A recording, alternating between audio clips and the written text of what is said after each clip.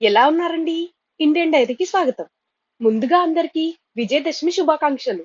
ఈ విజయదశమిని ఆశ్వీజ మాసం శుద్ధ పాడ్యమి నుండి మొదలై నవమి దాకా 9 రోజుల పాటు నవరాత్రులు చేసి 10వ రోజైన దశమి నాడు ఈ విజయదశమిని జరుపుకుంటారు. మరి ఈ 9 రోజులు అమ్మవారిని ఏ రూపంలో కొలవాలి అనే విషయాన్ని ఈ వీడియోలో తెలుసుకుందాం. మనం నవరాత్రులను ఎన్ని రోజులు చేస్తాము? 9 రోజులు. అంటే 3, 3, 3 రోజులుగా విభాగం చేసి అమ్మవారిని ఉపాసన చేయాలి. ఉపాసన చేయటం అంటే దగ్గరగా కూర్చున్నట. అంటే భౌతికంగా కాదండి. ఆధ్యాత్మికంగా మనసును లగ్నం చేయటం. అంటే భగవంతుణ్ణి మనస్సుతో పట్టుకునే ప్రయత్నం చేయటం. మరి అమ్మవారిని 3 రోజుల కింద వేరు వేరు స్వరూపాల్లో పూజించాలి అన్నాం కదా. అవేంటంటే మొదటి 3 రోజులైన పాడ్యమి, విద్య, తదియ నాడు మహాకాళీశ్వర రూపాన్ని ఉపాసన చేయాలి. ఎందుకంటే మనిషికి పుట్టుకతోనే కొన్ని దుర్గుణాలు వస్తాయి. ఎలా అంటే నేను, నాది ఇలాంటి స్వార్థం అనేది పోవాలంటే మొదటి 3 రోజులు మహాకాళి అమ్మవారికి ఉపాసన చేయాలి. అప్పుడు మనలో ఉన్న దుర్గుణాలు పోయి సద్గుణాలు అలవాటు అవుతాయి. ఇలా మొదటి 3 రోజులు చేశాక తరువాత వచ్చే 3 రోజులైన చవితి, పంచమి, షష్ఠి నాడు శ్రీ మహాలక్ష్మి రూపాన్ని ఉపాసన చేయాలి. ఎందుకంటే ఇప్పుడు మనలో ఉన్న దుర్గుణాలు పోయాయి కదా.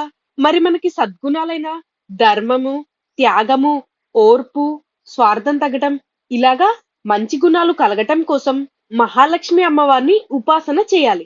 ఎందుకంటే ఇవే నిజమైన లక్ష్మీ స్వరూపం. ఇప్పటికి 6 రోజులు పూర్తయ్యాయి కదా. ఇంకా నవమిలో మిగిలిన 3 రోజులైన సప్తమి, అష్టమి, నవమి నాడు శ్రీ మహాసరస్వతి రూపాన్ని ఉపాసన చేయాలి. ఎందుకంటే ఇప్పటికి నీకు మంచి గుణాలు కలిగి ఉన్నావు. కానీ కేవలం నీకోసమే కాదు, అందరూ బాగుండాలి అనే దృక్పథంతో నీవు ప్రవర్తించాలి. మరి అలా ప్రవర్తించాలంటే నీలో జ్ఞానం కలిగి ఉండాలి. ఆ జ్ఞానాన్ని అందించు తల్లి అని ఈ 3 రోజుల పాటు మనం శ్రీ సరస్వతి స్వరూపాన్ని ఉపాసన చేయాలి. ఇలాగా మొత్తం నవరాత్రులు ఈ అమ్మవార్లను కొలిచిన తరువాత మనలో కలిగేటువంటి ఆ జ్ఞానం, అలానే మనం ప్రవర్తించేటువంటి ఆ ప్రవర్తన విధానం చేత భగవంతుడు సంతోషించి మనకు అద్వైతానుభూతి కలిగిస్తాడు. దీంతో తానెవరనేది తనకు ఎరుకలోకి వస్తుంది. అదే జీవన ముక్తి. ఇలాగా 9 రోజులు పూర్తయిన తర్వాత వచ్చేది విజయదశమి. అంటే జీవితంలో సాధించాల్సింది సాధించాడు అన్నదాన్ని అన్వయం చేయటం. దాని కొరకై శ్రీ మహాకాళి, శ్రీ మహాలక్ష్మి, శ్రీ మహాసరస్వతి రూపాల్ని శ్రీ మహాచండీ పరదేవతాయ నమః అని 3 రోజులు ఒక్కొక్క రూపంగా ఉపాసన చేయడం అనేటువంటి విధానం వచ్చింది. మరి అసలు 9 రోజులే ఎందుకు ఉపాసన చేయాలి అంటే నవరాత్రులు 9 రోజులు ఉపాసన చేసిన తరువాత 10కి చేరుతాడు. 10 అంటే పూర్ణత్వం పొందాడు అని అర్థం. అంటే ఒకటి పక్కన చేరాడు. ఒక్కటి అంటే భగవంతుడు. అంటే అంతా ఒకటే అని ఎరుకలోకి వచ్చి పూర్ణం అయ్యాడు అని అర్థం. అదే మనకు తెలిసిన పద్యం. పూర్ణమదం పూర్ణమిదం పూర్ణాత్ పూర్ణముదస్యతే పూర్ణస్య పూర్ణమాదాయ పూర్ణమేవావశిష్యతే.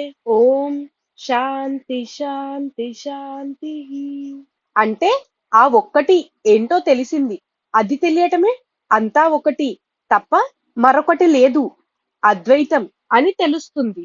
అందుకనే నవరాత్రులుగా వస్తాయి.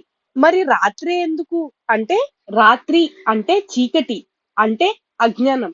కాబట్టి ఈ 9 రాత్రులు మనకు అజ్ఞానం తొలగిపోవటానికి అమ్మవారిని ఉపాసన చేసినట్టయితే 10వ రోజు మనకి జ్ఞానం కలుగుతుంది అని అర్థం అన్నమాట. అర్థమైంది కదండి. అసలు ఈ నవరాత్రులు ఎలా వచ్చాయి, అలానే అమ్మవారిని ఏ ఏ రూపాల్లో కొలవాలి అనే విషయం తెలిసింది కదా. మరి ఈ వీడియో మీకెలా అనిపించింది? ఈ విషయాలన్నీ మీకు ముందు తెలుసా అనే విషయాన్ని కింద కామెంట్ సెక్షన్ లో కామెంట్ చేయండి. అలానే ఇంకా ఇలాంటి ప్రత్యేకమైన వీడియోల గురించి తెలుసుకోవాలనుకుంటే మన ఛానల్ ని సబ్స్క్రైబ్ చేసుకోండి. Thank you for watching.